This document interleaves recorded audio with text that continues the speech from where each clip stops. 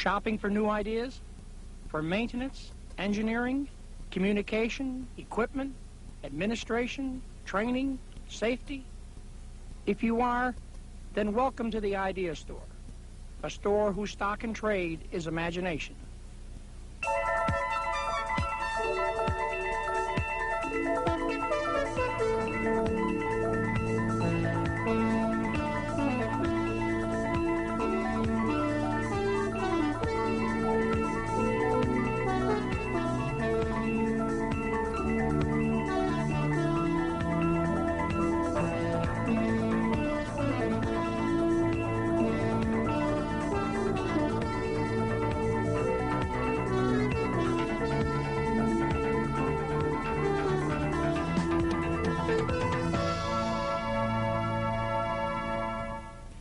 Contending with this yet? If you are, you're also changing plow blades. And here's an easy way to do that. Developed by Steve Gardner of the Pennsylvania Department of Transportation, this blade lifter is a triangular-shaped metal frame with two protruding pins. The pins fit nicely into the bowl holes on a plow blade. Here the blade lifter is being used with a shop crane, but it is easily adaptable to a front-end loader or a forklift. Now, from Pennsylvania to Texas, same problem, changing plow blades, and another approach to solving the problem. Jackie Miller of Panhandle, Texas, has invented a hydraulically powered plow blade lifter. Easily capable of lifting and transporting the 100-pound plow blades, the unit has a 4-inch by 1/2-inch flat steel base with a center runner of 4 feet by 3/4 foot steel. The caster wheels allow blades to be lifted and lowered with the help of a 5-ton hydraulic jack. Mr. Miller explained why he designed the device. I'm just trying to make it easier on the guys. For the construction plans, drop a note to Transportation News, Post Office Box 5064, Austin, Texas 78763, or call area code 512-463-8612. Pennsylvania to Texas, and wherever you are, seems we share the same problems. Problems the Idea Store can help solve. Here's a safe way to remove and store the frame locking bar pin on an articulated loader. Simply attach a pull chain and the operator can stay seated, move the wheel as needed to loosen the pin. This idea came to the Idea Store from Russ Huntington, District Equipment Trainer, California DOT. You can contact Russ at area code 916-225-3004 or by writing California Department of Transportation, District 2, 1657 Riverside Drive, Post Office Box 2107, Redding, California 96099. Remember the easy grader blade change featured in Idea Store Edition 2? From Rita G. Jones, Louisiana Transportation Research Center, via the Transportation Technology Transfer Center of Michigan, came this easy-to-follow checklist for daily maintenance of motor graders. Divided into 4 parts: pre-start,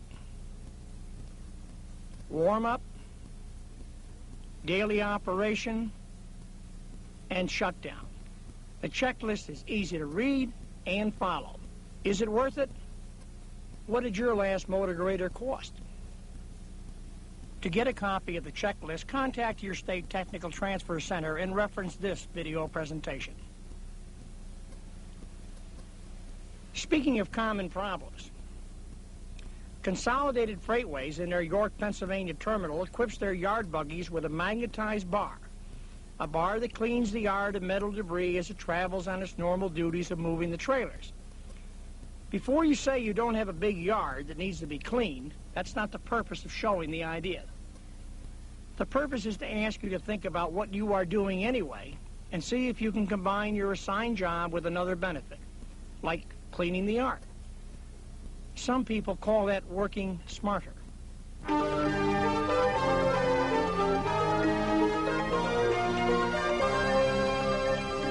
Here's another smart working example. Most local roads in eastern Kentucky were not constructed, they evolved. and these roads usually ran alongside a creek. Heavy rainfall, heavy traffic, and the inevitable shoulder and slope erosion. The common solution? Rock-filled gabion baskets were undercut by the rushing water, collapsed into the stream, causing stream diversion and greater erosion.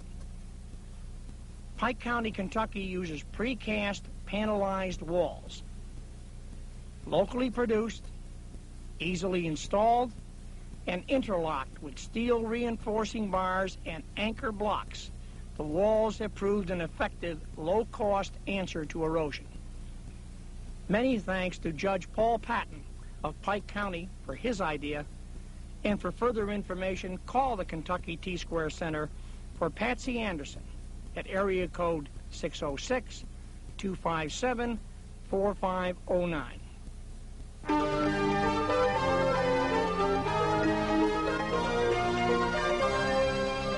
Patching. Here's a way to save your back and get a better result. Material is dumped directly from the truck into a small box hooked to the front of a motor grader. As the box moves, the material is spread evenly. The crew dresses the material, and then it is rolled. The box is reloaded, and the process begins again. The result is a neat job and an absence of sore backs. The box is the invention of John Garska, Southampton, Massachusetts. John is the former highway superintendent, now retired, but obviously still very active. For plans for the box, write to Merrill Mandel, Assistant Director, Bay State Roads Program, Department of Civil Engineering, University of Massachusetts, Martin Hill 214F, Amherst, Massachusetts 01003, or call area code 413-545-2604.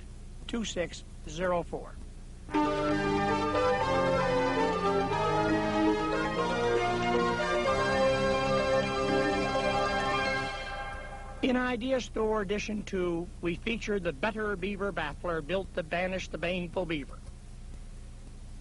Tested in Adams County, Pennsylvania, it worked. The beavers moved 200 yards upstream. Still around, but not at our drainage sites. We included this update for all the doubting Thomases, of whom this author was one.